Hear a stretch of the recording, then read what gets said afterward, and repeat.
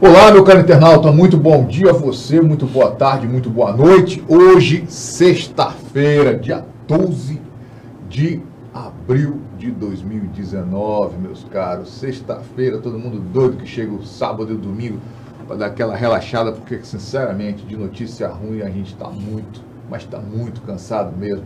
Vamos tentar chegar ao final de semana para relaxar um pouco, para recuperar as energias, para começarmos a nova semana de uma forma mais leve, mais tranquila. Afinal de contas, Rondônia, Porto Velho em especial, Prefeitura de Porto Velho, os moradores de Ponta do Abunã protagonizaram, foram os atores dessa semana, né, o protesto da BR lá na região de Ponta do Abunã, em Extrema mais especificamente, por causa do quê? Da falta de transporte escolar para os alunos. Estão desde o ano passado sem poder irem às escolas porque não tem transporte. Responsabilidade de quem? Da Prefeitura de Porto Velho. Sabe o que isso significa? Significa que quanto mais alunos fora da escola, mais gente vai para o urso branco, sabe? Porque a relação entre nível de escolaridade baixo e marginalidade, ela é muito próxima, é tênue. Aliás, de certa forma até se confunde. Se você for hoje no urso branco, qualquer das penitenciárias aqui de Porto Velho, ou melhor, dessas masmorras, né, que nem são de penitenciário, você vai ver que a maioria dos que estão lá não tem nem o segundo grau, nem o primeiro grau. Se tivesse o segundo grau, estava bem, nem o primeiro grau eles têm. Então a relação entre educação e marginalidade, falta de educação, aliás, e marginalidade é muito próxima, tá certo? Mas ontem, depois de muito vai e vem, a PRF chegou ontem lá em Extrema, na BR-364, fez o desbloqueio pacificamente. Agora o pessoal prometeu uma coisa, hein? Se esses ônibus prometidos pelo prefeito Hildon Chaves não chegarem, vão voltar a fechar a estrada de novo. Que, aliás, a gente tem que levar em conta, são pais de famílias, são gente que está querendo só uma coisa, um direito, que os filhos estudem, que os filhos vão para a escola. Agora, quando o Estado não garante isso, é um caso muito sério, seríssimo. Agora, o que eu achei interessante foi que falaram, a ordem judicial dizia o seguinte: iam multar cada um que estivesse lá durante o protesto, se fosse impedida a reabertura da estrada. Aí eu pergunto, por que ninguém multa a prefeitura, né? Afinal de contas, é a prefeitura que é responsável por essa bagunça toda, né? É um caso a pensar e a se questionar. Mas vamos falar um pouco sobre hoje. Na terça-feira, sabe quem é que vai estar aqui? O Sérgio Moro, falando sobre esse pacote anticrime aí que ele lançou, dando um maior auê no Brasil, que tem gente pró e tem gente contra, que algumas organizações já se manifestaram totalmente contra esse pacote. Então, ou seja, é um assunto que está no momento que nós temos que conversar. Afinal de contas, o país tem uma das maiores populações carcerárias do mundo, mata-se muito, o Brasil é um país muito, mas é muito violento mesmo, não é pouco não, gente. Só fala assim, aqui em São Paulo, assim, gente, o Brasil inteiro está violento. Se você for avaliar, muitos países em guerra matam-se muito menos do que aqui no Brasil, que dizem não estar em guerra, né? E para conversar sobre isso, eu estou aqui, sabe com quem? Com o professor Estênio Castiel. Vai falar um pouco, explicar melhor como é que funciona, qual a avaliação dele sobre ele é criminalista, professor universitário, advoga na área criminal, e vai conversar um pouco sobre como ele vê esse pacote do Moro aí de segurança pública, e isso é bom ou ruim para o nosso país. Vamos conversar com ele agora, que eu acho que é o que interessa, e é que é o nosso assunto de hoje, dessa sexta-feira, para você ficar na semana pensando bem, tá bom? Estênio, muito bem-vindo ao Conexão Rondônia ao Vivo. Muito obrigado, Ivan. De novo aqui, mais uma vez, para a gente falar de assuntos que infelizmente não são tão agradáveis como segurança pública, direito penal. Mas é uma grande honra, eu acho o espaço aqui muito interessante, porque sempre está aberto a opiniões que nem sempre são aquelas que costumam ser veiculadas pela mídia, né? O espaço aqui é sempre aberto tanto para quem pensa favorável quanto para quem pensa contra. Mas o importante é que a gente possa sempre estar debatendo. Então, eu queria agradecer novamente aqui o espaço e dizer que é uma grande honra estar aqui de novo. Beleza, nós aqui agradecemos você a liberar um pouco do teu tempinho para vir aqui conosco conversar sobre um assunto que a gente só vê por cima, só vê assim, a grande mídia joga, mas ninguém entra em detalhes, nas entranhas que, como diz outro, Deus está nos detalhes, né? Ninguém trabalha os detalhes, não só o grosso da história. Mas antes de começar, Estênio, eu queria que você se apresentasse para o meu internauta. Quem é Estênio Castiel? Eu sou um advogado, tenho 19 anos de carreira na advocacia. Hoje me dedico muito à docência, não sou professor universitário. E estou sempre nessa batalha de estar sempre estudando, né? A minha paixão, o Ivan já me conhece há algum tempo, minha paixão realmente é o direito penal, o direito processual penal e a discussão desses temas. Eu acho que o trabalho que a gente faz na academia, ele muitas vezes não é reconhecido. Nós temos ali excelentes professores, excelentes autores, pensando o direito, pensando a sociedade de maneira mais ampla. Então, sempre que eu posso, eu sempre estou disponível para a gente poder fazer esse debate. Sempre deixando bem claro que, como eu venho da academia, como eu sou um professor, eu sempre gosto de frisar que a minha opinião é uma opinião, ela não é a verdade absoluta, não existem verdades absolutas. O mais importante é que a gente esteja disposto sempre a pensar, às vezes, como a gente costuma dizer informalmente, fora da caixa. A gente muitas vezes recebe informações, se contenta com aquilo e não estabelece um pensamento crítico a respeito do que nós estamos recebendo. Então eu sou sempre esse cara, esse soldado aí disposto a estar nessa batalha pelo conhecimento, sempre me dedicando ao estudo de direito penal. E sempre que eu posso, eu estou à disposição para a gente poder trocar ideia, né? O mais importante não é tentar convencer ninguém das nossas opiniões, o mais importante é tentar fazer com que as pessoas cheguem nas suas próprias conclusões a partir de pontos de vista diversos, né? Tá certo. E, aliás, é muito interessante quando a gente vê essa vontade de se discutir esses problemas que estão aí de uma forma mais... E mostrar o outro lado, que muita gente vê só um lado. Sim. Por exemplo, esse pacote do Moro, que aliás eu quero ver qual a tua opinião sobre esse pacote do Moro de segurança pública que foi lançado, que está dando muito o que falar. Como tu avalia esse pacote, no primeiro momento? Esse é um projeto de lei, né? Ele foi titulado Projeto de Lei Anticrime, e ele causou um grande impacto, na verdade, quando ele foi apresentado, porque como toda proposta, como todo projeto de lei, ele vai alterar a maneira de viver em sociedade, né? Ele vai trazer uma série de repercussões sociais, culturais em nossos hábitos do dia a dia. Então, no primeiro momento ele causou muito espanto, porque em que pese ele ter sido idealizado pelo atual ministro da Justiça, Dr. Sérgio Moro, que era um professor universitário, que era um doutor em Direito Processual na Universidade Federal do Paraná, ele passou por pouco debate, né? Um belo dia baixou-se a ideia, claro que é um projeto de lei, ainda não é nada definitivo, vai ser votado pelo parlamento, mas nos meios acadêmicos, nas organizações de classe, entre os magistrados, advogados, promotores, a gente sempre tem a preocupação de, antes de propor algo que altere a vida em sociedade, submeter isso a debates, né? E no primeiro momento esse projeto de lei ele pareceu, entre aspas, de cima para baixo, como uma ideia fechada. A primeira repercussão foi que houve um não acolhimento a muitas das ideias, e hoje o governo está propondo esses debates. Então, o Dr. Sérgio Moro está passando por algumas cidades, vem aqui em Porto Velho terça-feira, justamente para fazer esse debate que, na minha modesta opinião, deveria ter sido feito antes da gente fazer uma proposta de alteração tão grande na legislação. Eu acho que seria muito interessante e demonstraria muita humildade que se submetessem as instituições da área às ideias. Olha, o que vocês acham? O que vocês acham que pode ser aproveitado? O que pode ser melhorado? O que pode ser tirado? Então, no primeiro momento, causou muito espanto essa ideia como se fosse muito alheia aos órgãos de classe. Analisando o projeto de lei como um todo, né, sempre frisando que ele é um projeto, ele não está em vigor, ele vai ser muito alterado, ele vai ser discutido, ele causa na gente algum tipo de receio, porque muitas das medidas que são propostas ali, elas estão sob debate, inclusive no Supremo Tribunal Federal, a respeito de constitucionalidade ou não da sua eficácia. Então nós temos ali 4 ou 5 pontos, muito flagrantemente, pela jurisprudência atual do Supremo, inconstitucionais. Alguns outros vários pontos são muito suscetíveis de debate, se poderiam entrar em vigor, se estariam ajustados à Constituição ou não. Então, no primeiro momento, para responder a sua pergunta de maneira mais objetiva, o projeto de lei ele causa um certo temor da maneira como ele vai ser aplicado, dado que ele pode entrar em vigor, se ele entrasse em vigor com a redação que está agora aí, ele poderia entrar em vigor e depois de alguns meses ser fatiado pelo Supremo com declarações de inconstitucionalidade, né, agressões à Constituição. Então, em que pese discussão se ele vai ser eficaz, se as ideias são eficazes, se elas não são, aí é um exercício de futurologia, a gente não tem como analisar o futuro. Mas, em que pese estudos que se faz na área há algum tempo, e que, de novo, foram ignorados no primeiro momento, o caminho que o projeto segue, ele tende a endurecer ainda mais a persecução penal, a persecução criminal, confundindo ideais de direito processual, direito penal e de criminologia.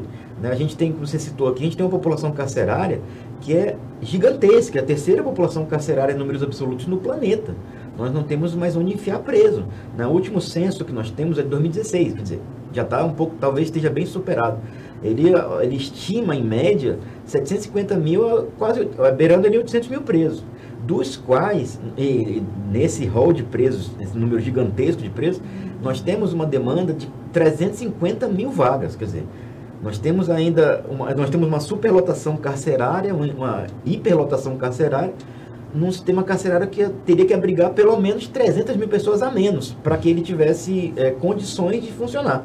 Ou seja, né, você criar projetos de leis agora que se preocupem somente com a persecução penal, somente com a prisão, somente com o endurecimento das penas, não me parece ser o melhor caminho.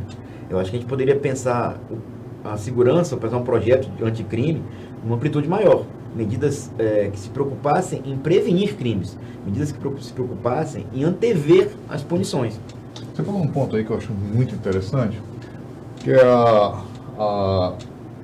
que no Brasil, infelizmente, a tendência, na minha opinião, é se tornar comum, é você fazer leis sem discutir com a sociedade, ou seja, vem aquela coisa imposta de cima para baixo.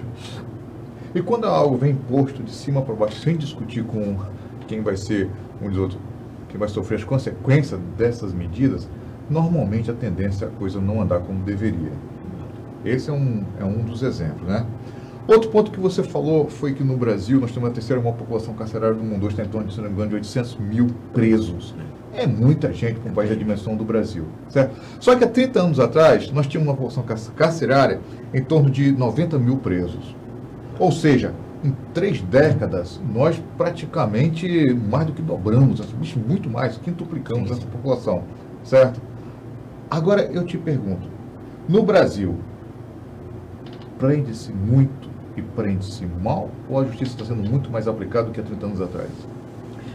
Quando a gente analisa as estatísticas a respeito do sistema carcerário, é muito curioso você perceber, Ivan, que nós temos um número gigantesco de presos. Isso não quer dizer que nós não tenhamos crimes. Nós temos muito crimes, como você citou aqui, nós temos muito crime. E nós temos muitos presos.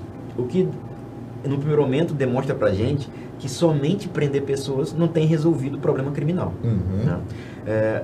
Se a gente analisa os números do sistema penitenciário, você vai perceber que a grande parcela dos presos, que na verdade a grande parte dos presos, eles estão presos por 3 tipos de crimes. Eles estão presos por roubo, eles estão presos por furto e eles estão presos por tráfico de drogas. Que são basicamente crimes muito interligados, porque muito desses roubos e desses furtos tem a ver com a questão da droga. Então o Brasil, de um tempo para cá, ele trabalhou muito mal a questão do controle de drogas, a questão do tráfico de drogas e a consequência disso é que o sistema carcerário explodiu, como você demonstrou os números aí, ele explodiu de tempos para cá. Em 2006 nós tivemos uma alteração na lei de drogas, uma alteração que era um momento muito propício para se discutir efetivamente políticas diferentes de combate à droga, e na verdade o que aconteceu foi que a gente recrudesceu nesse ponto aí, prendeu-se mais gente. Então hoje, se você pegar um dado que é alarmante no Brasil, é que o número de mulheres presas, ele aumentou em números muito maiores que de homens presos. 61% das mulheres presas no Brasil hoje estão presas por tráfico de drogas. E o que é uma criminalidade muito específica, porque as mulheres presas por tráfico, via de regra, elas são presas após o marido ser preso, são presas levando droga para presídio, são presas praticando o tráfico quando o marido vai preso. Então, quer dizer, o grande problema no Brasil hoje, no que tange ao sistema carcerário, é a questão de droga, que foi uma questão que a gente não soube trabalhar. E aí entra a sua primeira colocação. Quando a gente não discute o que vai ser feito com as entidades que se dedicam a isso, quando a gente não discute num campo técnico, no campo teórico, as consequências das alterações legislativas, a gente trabalha num campo indefinido. O Brasil nós estamos numa era, infelizmente, em que nós estamos ignorando a teoria, nós estamos afastando o conhecimento das nossas ambições, né? Hoje em dia, você percebe que as pessoas não têm mais apreço a pesquisa, ao estudo. A sociedade trabalha muito no campo eu acho que deve ser assim, eu acho que o melhor caminho assim, e aí a gente está sempre, e nessa ideia a gente está sempre numa descendente. O Brasil vem se afundando cada vez mais. Nós temos no Brasil, só para ilustrar, excelentes centros de estudo relativos a direito penal, a processo penal. Nós temos excelentes professores que se dedicam à pesquisa integralmente. Eu posso citar aqui, por exemplo, o IBCCRIM, que é o Instituto Brasileiro de Ciências Criminais, que poderia ter muito bem sido consultado antes da ideia do projeto de lei. Nós temos a Abracrim, do qual eu tenho muito orgulho de fazer parte, que é a Associação de Advogados Criminalistas, também não foi consultada. Nós temos excelentes comissões na OAB, excelentes comissões no Ministério da Justiça, na magistratura, no Ministério Público. E só que a gente no Brasil trabalha muito no campo do vamos criar uma lei, como se só a criação de leis resolvesse, né? Os números brasileiros demonstram que essa ideia é completamente equivocada. Quanto mais prendemos, quanto mais criamos leis que endurecem a persecução penal, mais presos nós temos e mais violência nós temos. Agora, Titânio, quando a gente vê, como você acabou de mencionar, essa questão da falta de apreço à pesquisa, da falta de apreço ao estudo, da coisa ser feita muito no nível muito ralo, ninguém se aprofunda nas questões. Na tua opinião, isso reflete que a população brasileira, a sociedade brasileira, ela está decrescendo no nível intelectual e o que é melhor, o que é pior, aliás, isso está sendo visto como algo para se ter orgulho? Eu acho que esse fenômeno, acho que ele é mundial, ele não é brasileiro. Eu acho que o desenho social que a gente faz do mundo hoje é que nós temos um apreço cada vez menor à intelectualidade. Se você pegar alguns países, algumas potências do mundo, né, você vê o mesmo tipo de discurso, de que a Terra é plana. Que a Terra plana é algo que é bem significativo dos tempos que nós estamos vivendo, né? Então a gente tem esse tipo de questionamento a respeito da ciência, da pesquisa, do estudo, não é exclusividade brasileira, eu suponho. Isso com certeza vai se refletir no desenho social que nós temos hoje. Nós temos hoje no Brasil uma desvalorização cada vez mais profunda do ensino. Se você comparar o salário de um professor lá da escola fundamental do ensino básico com o salário de um outro servidor público, que talvez exerça uma função não menos importante, não menos significativa, mas talvez menos importante para a sociedade, você vai perceber que a gente não dava muito valor à educação. Né? Quando eu não tenho...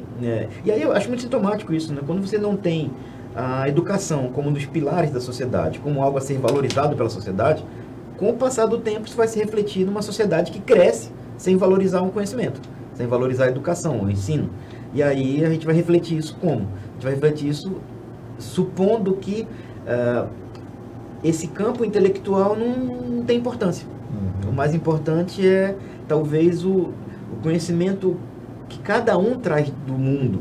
E isso é muito complicado, porque como nós somos seres humanos com cabeças diferentes, com criações diferentes, com valores diferentes, via de regra o discurso mais simples, via de regra o discurso que atinge todo mundo, que seria aquele discurso de causar medo na população, de deixar as pessoas sentindo desprotegidas mediante os problemas que nós temos, ele vai colar no sentido de que já que estamos desprotegidos, vamos reagir.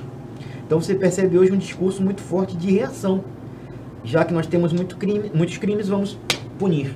Eu percebo que, jamais diria para você que não é necessário punir crimes, quem sou eu? Mas a gente não percebe que, a gente discute muito pouco o que fazer para evitar o crime. O que nós podemos fazer antes do crime? Prevenção, né? Prevenção. Uma coisa que eu acho muito complicada no Brasil é que a gente tem muito receio de debater sociedade. A gente não debate, por exemplo, educação sexual em colégio, a gente não debate, debate de maneira muito tímida e com muita reação. A gente não debate, por exemplo, o próprio ensino religioso. A gente tem 2 ou 3 vertentes, da qual, inclusive, eu me adequo, mas 2 ou 3 vertentes que dominam o debate religioso no Brasil. O que eu vou fazer com relação a outras religiões? Eu não vou conhecer aquilo, eu vou reagir àquilo. E a gente percebe que o Brasil é um país que começa a ter sintomas, sempre teve, mas começa a ser mais visíveis, de intolerância religiosa com religiões que não são tão dominantes. Só de vertente africana, né? Principalmente. Então você percebe que a gente muitas vezes não entende que o caminho que nós estamos seguindo, que que é um caminho de desvalorização do ensino, da pesquisa, do conhecimento, ele vai nos levar a um mundo em que quem gritar mais alto vence. E esse é o grande problema, porque geralmente quem grita mais alto é quem tem mais força. Estamos voltando para a Idade Média, né? Infelizmente, a gente percebe alguns sintomas disso. Voltando ao pacote do Moro, existe um ponto no pacote que está causando muito polêmica, né? Que é a questão de tratar o crime praticado por policiais durante o serviço como defesa ou agindo sob forte emoção. E, infelizmente, há alguns dias atrás, menos de uma semana, tivemos aquele trágico episódio no Rio de Janeiro, que foi o carro de uma família ser metralhado, pegar 80 tiros, certo? Feito por militares do Exército durante uma, entre aspas, uma patrulha. Nesse momento que acontece uma tragédia como essa, em que o pai morreu, até vale a pena lembrar, que o pai morreu, e esse discurso do Moro de que o policial pode atirar porque ele vai estar sob forte emoção, ou vai estar fazendo uma legítima defesa, não é contraditório? Não é... Na minha opinião, pessoal, é lamentável. Olha, Ivan, esse ponto, existe uma alteração, no projeto de lei existe uma proposta de alteração no Código Penal no que tange legítima defesa. Esse ponto é um dos pontos que causou muita polêmica e que voltou a polêmica agora o debate em função dessa tragédia que aconteceu no Rio de Janeiro agora. Mas, particularmente, eu considero que essa proposta do projeto ela é inútil, porque a nossa legislação atual ela já tutela bem o que seria uma legítima defesa. Ela já tutela de maneira suficiente o que seria eu me defender de uma agressão. Então, basicamente, o que nós temos no Código Penal é que hoje qualquer pessoa que seja agredida injustamente, ela tem direito de se defender. Ela pode se defender, inclusive tirando a vida de quem a agride, desde que a vida dela esteja em risco. Então, quando a gente fala de legítima defesa, nós já temos uma cobertura muito razoável no Código Penal. Houve no projeto de lei, houve uma proposta de alteração de aumentar esse rol, no caso específico para agentes de segurança, em que ele trabalha questões como, por exemplo, se o agente de segurança estiver numa situação de medo, ele poderia reagir em legítima defesa. Isso já está, de certa maneira, amparada pelo Código Penal. Qualquer pessoa em situação de risco, em situação em que ela esteja submetida a um momento em que ela não tenha outra possibilidade a não ser de se defender, isso já estava amparado. Então, esse projeto de lei ele traz para o Código Penal critérios que aí eu concordo com você, que são temerários. Por exemplo, alguns critérios subjetivos, alguns critérios que dizem respeito a questões não objetivas, no sentido de que eu não consigo definir limites, eles permitiriam, por exemplo, condutas que seriam muito difíceis de serem analisadas. Vamos imaginar que, por exemplo, acho que todo mundo já tem um pouco da ciência do que aconteceu lá no Rio de Janeiro, mas para ilustrar, alguns militares do Exército estavam fazendo uma patrulha e confundiram um carro de uma família, supostamente, né? Confundiram o carro de uma família com um carro de supostos traficantes e acabaram atirando nesse veículo. Nesse carro havia uma família inteira lá dentro. Infelizmente, acho que se não me engano, o pai faleceu. E chamou atenção, espantou demais a população a quantidade de tiros que foram disparados. 80 tiros de fuzil no meio da rua de dia no Rio de Janeiro. Quer dizer, sob esse projeto de lei em vigor, se ele entra em vigor com essa redação, aquele militar poderia, por exemplo, alegar que estava com medo daquela situação, que estava sob forte emoção. São critérios muito difíceis de serem mensurados. E esse é o grande temor, né? Eu acho que um dos argumentos que tem me assustado bastante é que alegou-se que aquele carro seria de um supostos bandidos. Mas vamos imaginar que ainda que fossem supostos bandidos, o que justificaria você descarregar 80 tiros de fuzil, que é uma arma de poder destruição absurdo, o que se justificaria de parar 80 tiros no meio da rua? Quer dizer, poderia se alegar um medo, uma forte emoção? Esse é o grande receio. A gente estaria, talvez, legitimando condutas desproporcionais. E aqui eu gosto de frisar isso, que quando a gente fala sobre ação policial, quando a gente fala sobre a ação da polícia, a gente tem que contextualizar, e é claro que a gente contextualiza, de que o policial é um cidadão absolutamente voltado à defesa de terceiros. Eu sempre brinco, eu tenho muitos alunos que são policiais, muitos colegas que são policiais, eu sempre brinco que eu não tenho coragem de ser policial, porque é o servidor público que sai de casa, geralmente não remunerado da maneira como deveria ser remunerado, disposto a morrer para garantir segurança de pessoas que ele sequer conhece. Quer dizer, é uma profissão das mais dignas. O que eu sempre alerto aos meus colegas policiais e meus alunos policiais, é que muitas vezes eles são instruídos a ir para a rua para, entre aspas, salvar o mundo, só que a bomba, quando estoura no colo deles, né? Nenhum dos ideólogos dessas leis, nenhum dos teóricos dessas leis que submetem esses militares, esses policiais, civis ou militares, a esse tipo de situação, nenhum deles vai pagar por excesso. Quem vai pagar por excesso é sempre o servidor público, que ganha mal, que está ali colocando o peito dele para tomar tiro, e esse cara que vai sofrer o problema. Então, quando a gente fala sobre isso, jamais é um discurso contra o policial, até porque eu entendo nesse contexto inteiro, de que ele também é vítima dessas políticas, de que se cobra desse policial que ele vá para a rua, que ele elimine o bandido, que ele prenda o bandido, que ele se coloque em risco, e quando na verdade talvez ele esteja desprotegido socialmente, desprotegido financeiramente, porque não é bem remunerado para deixar a família em uma situação boa quando acontece uma tragédia, Deus permite que diminua. Então, quando a gente fala sobre isso, é bom contextualizar que aqueles militares do Exército cometeram um absurdo excesso na conduta, e talvez muito estimulados por esse discurso de que bandido bom é bandido morto, vá pra rua, elimine os bandidos, e aí a gente vê o que acontece, né? Nem sempre é bandido. E ainda que fosse, o Código Penal brasileiro, a Constituição brasileira, não permitiria a pena de morte. Eu não posso simplesmente executar alguém na rua por ser bandido ou por eu imaginar que é bandido. Então, é como a gente volta no nossa conversa aqui, né? Às vezes o discurso, às vezes a maneira como nós estamos pensando a sociedade, a gente vai ter cada vez mais episódios desses. Estamos estimulando comportamentos desproporcionais no combate à criminalidade. E aí você vê que uma família, dessa vez foi uma família que foi vítima, né? Lamentavelmente, uma tragédia absurda, e que a gente tem que perceber que isso poderia acontecer com qualquer pessoa. Agora, quando a gente ouve essa situação que você falou, e ao mesmo tempo muita gente talvez vai ser contra o que eu vou dizer, mas é uma avaliação não só minha, mas de muitas pessoas.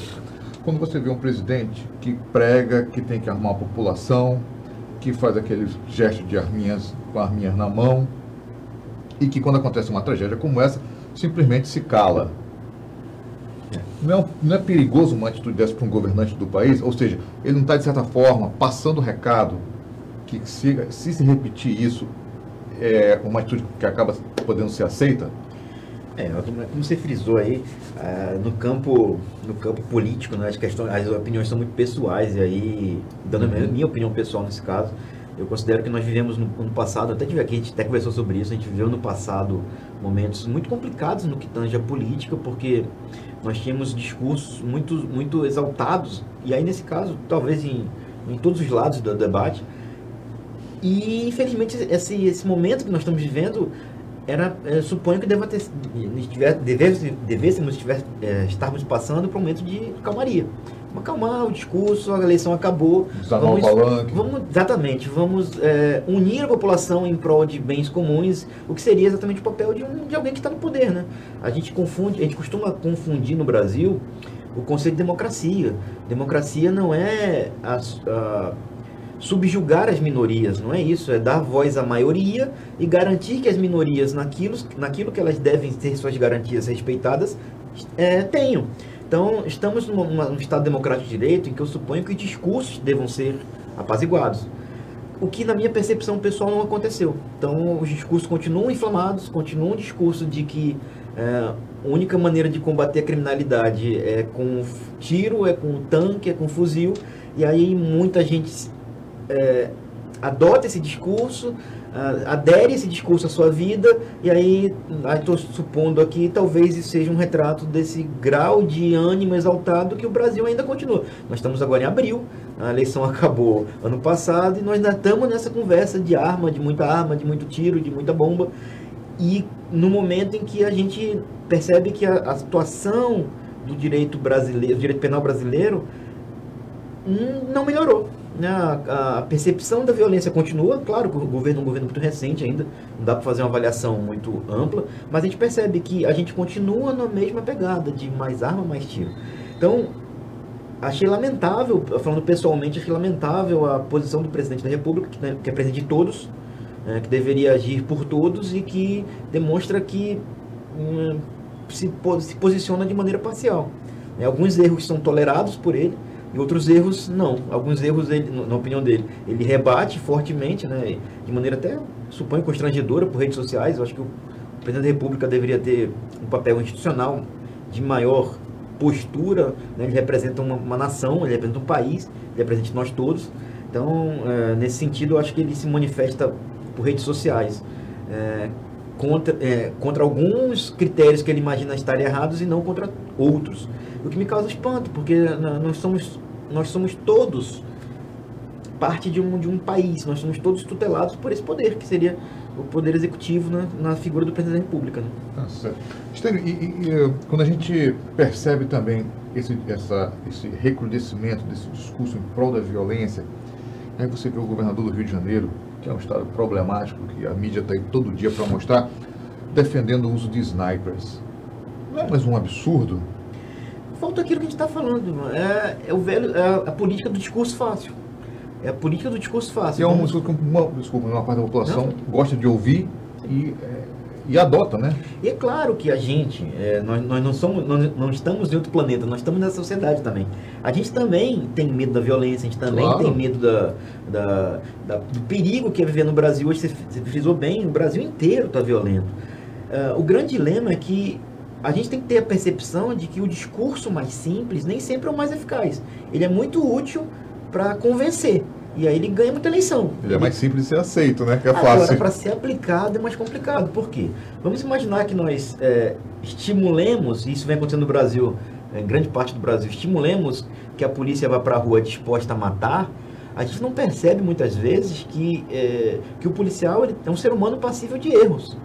E esse erro pode vir na minha cabeça, esse tiro desse sniper aí, ele pode vir na minha cabeça, ele pode vir na sua cabeça, ele pode vir na cabeça de um pai de família. Mas que se você eventualmente for preto e pobre, fica mais fácil ainda, né? Infelizmente, nós temos essa... e quando a gente fala sobre isso é muito complicado, porque as pessoas hoje em dia adotam qualquer tipo de debate sobre minorias como um debate de vitimismo. Não, é simples. Você vai no regime carcerário, eu percebi, você falou no comecinho aqui, 61% em média das pessoas presas são negras. Muito mais da metade não tem ensino fundamental. Exato. Quer dizer, não é que não terminou o primeiro grau, não tem ensino fundamental. Então, a grande massa do poder do regime carcerário é composta de negros e de pessoas pobres e com má formação. Ponto. Certo. Então, isso é uma estatística. A gente pode gostar ou não dela, mas é um dado. Então, e não é mimimi, né? Não é mimimi, né? O grande problema é que a gente, quando vai pensar em política pública, a gente sempre visualiza a política pública de combate ao crime contra aquelas pessoas que moram em regiões periféricas, contra aquelas pessoas que moram em situações em que estão vulneráveis a um conflito entre traficantes e polícia, que estão vulneráveis ao traficante no dia a dia. A gente nunca percebe que, na verdade, parcela mínima da população é criminosa, parcela mínima da população tem a criminalidade como hábito. E aí, quando a gente não percebe o limiar perigoso que é ultrapassar esse discurso para a prática, acontece o que aconteceu no Rio de Janeiro. Eu tenho uma região mais periférica da cidade, em que eu sei que se eu disparar um tiro ali, a repercussão é diferente do que se disparar no centro da cidade. Na Zona Sul. Na Zona Sul. E aqui nós temos um episódio, infelizmente, também trágico, né? Quando se investigou o crime contra aquela ex-vereadora Marielle Franco lá no Rio de Janeiro, descobriu-se que no condomínio da Barra da Tijuca o cidadão tinha mais de 110 fuzis. Né? Quer dizer, a criminalidade não está só na periferia. Né? A população pobre brasileira ela é honestíssima. Ela é o pessoal que sai de casa para trabalhar de manhã, para limpar a nossa rua, para cuidar da nossa casa, dos nossos filhos. E a gente sempre percebe que, quando a gente pensa em políticas de combate ao crime, a gente está sempre disposto a que o policial dê tiro na rua, mas ele não quer que esse tiro seja no meu condomínio, ele não quer que o tiro seja na minha rua, ele quer que o tiro seja lá na região periférica. Ou ele quer muitas vezes que a polícia chegue lá no bairro periférico, saia derrubando portas, sem mandar de segurança, sem nada, faça o que faça. Agora, quando chega no bairro classe média alta... Exato. Não, aí é diferente. E é uma coisa que eu sempre brinco com meus alunos policiais, que eu sempre falo assim, gente, quando vocês vão abordar alguém que está num carro bacana, que está com uma roupa legal, a abordagem é aceita bem, muitos deles dizem, olha, o cara não gosta de ser abordado pela polícia. Ele se sente ofendido de ser abordado pela polícia. O que demonstra que muitas vezes o discurso de mais polícia, de mais combate, ele é desejado para o outro. Ele geralmente quer a polícia lá pro outro, ele quer a polícia na região periférica, lá ele quer que o policial dê tiro, lá ele quer que o policial descarregue 80 tiros de fuzil. quando ele não percebe que se nós quisermos, e acho que o interesse comum, acho que ninguém seria sã consciência oposto a isso, uma sociedade mais segura, a política de segurança que eu quero para a periferia, eu também tenho que querer para a minha região segura, confortável. E eu percebo que nem sempre o discurso ele é nesse sentido, né? Agora, tem um outro ponto, quando a gente fala em segurança no Brasil, não tem como nós não abordarmos, é a questão da liberação da posse ou do porte de armas, né? Esses dias aconteceu um negócio que eu achei até assim, falei, gente, como é que pode? Fui numa padaria tomar um café e um rapaz lá na padaria, que eu conheci há algum tempo, falou assim, ei, eu vou comprar uma pistola. Eu falei, por que comprar pistola, rapaz? Não, mas o Bolsonaro falou que todo mundo tem que ter pistola agora, tem que estar armado. Eu falei, então, você vai comprar isso pra quê? Não, porque tem que ter, tem que se defender. O meu irmão comprou uma. Eu falei, mas teu irmão comprou uma, tem porte de arma? Não, não tem não, ele comprou no mercado negro, digamos assim, né? É. Eu fico pensando com os meus botões. Isso é um perigo, né? De novo, assim, eu tenho muitos colegas, advogados, professores, que são favoráveis ao direito ao porte de arma, então respeito qualquer opinião contrária. Eu, particularmente, eu acho que eu penso parecido com você, eu sou contra. Eu li certa vez um livro sobre o assunto, achei interessante que o autor ele trabalha a ideia de que é um absurdo que nós estamos em 2019 agora, nós tenhamos armas ainda. É verdade. A arma é um instrumento feito para matar pessoas. Aí muita gente alega o seguinte, não, eu quero ter uma para me defender. Você está querendo se defender de uma arma que talvez foi criada para matar você. Então, na verdade, a gente ter arma ainda, na minha humilde e modesta opinião, demonstra que o ser humano não evoluiu. Em muitos pontos ele talvez não tenha evoluído a ponto de perceber que se nós temos algo que é fabricado para matar, a falência humana nesse sentido é nós ainda estarmos fabricando isso. Mas existe uma explicação lógica para isso.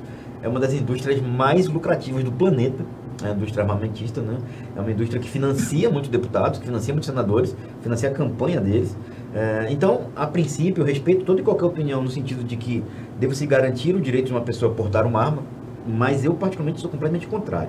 Eu suponho que a gente entrou num discurso, numa ideia, num pensamento teórico, de que nós temos muitas armas, isso é fato, nós temos muitas armas ilegais no Brasil. O que me espanta é a solução que vem se dando. Ao invés de eu criar uma política de efetivo controle dessas armas, de efetivo combate ao tráfico de armas no Brasil, a solução que vem se dando é o seguinte: já que eu não consigo controlar as armas ilegais, eu vou tentar armar quem não tem arma ainda. Isso me espanta, porque a ideia do que, olha, eu não sei o que fazer com esse problema, eu vou dar arma para quem não tem, e aí começa todo mundo, cada um fazer sua própria defesa. É apagar o fogo com gasolina, né? E eu acho que principalmente também é declarar que o Estado faliu.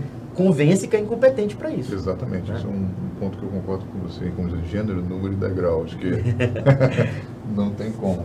Agora, voltar agora para essa realidade aqui em Rondônia. O nosso sistema carcerário aqui também, você acha que está falido aqui em Rondônia? Você que trabalha com direito penal, deve ter a oportunidade de visitar vários desses estabelecimentos.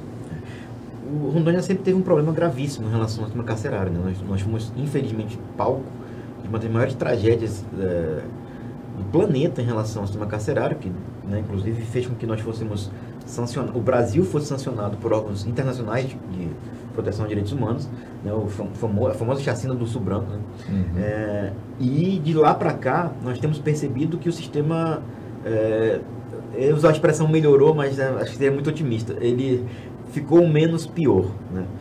Nesse ponto nós temos visto recentes tentativas do Estado, né, no governo anterior e talvez nesse governo, de aumentar o número de vagas, de aumentar o número de presídios, instituições de acolhimento.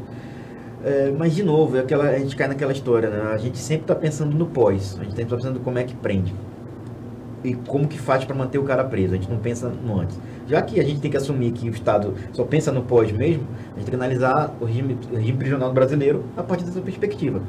E o sistema aqui de Rondônia ainda é muito complicado, né? Inclusive lá na Abracrim, né, em nome da nossa presidente Aisla Carvalho, lá de Vilhena, que é presidente da Abracrim, que é a Associação Brasileira dos Advogados Criminalistas.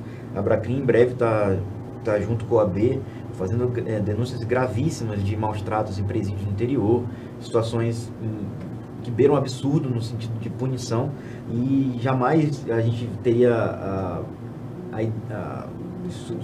supõe ser o sistema carcerário um local de diversão, de um hotel. Não, jamais. Ninguém quer que o presídio seja uma instalação melhor que a minha casa. Não é essa a ideia. Só que no momento que eu devo punir alguém, no momento que eu me submeto alguém à punição, eu devo garantir que a ele seja aplicada a legislação. E nesse sentido a gente percebe que o regime prisional de Rondônia, talvez como todos os outros estados brasileiros, não supre aquelas necessidades previstas na lei de execução penal, que determina como que deve ser a punição de alguém.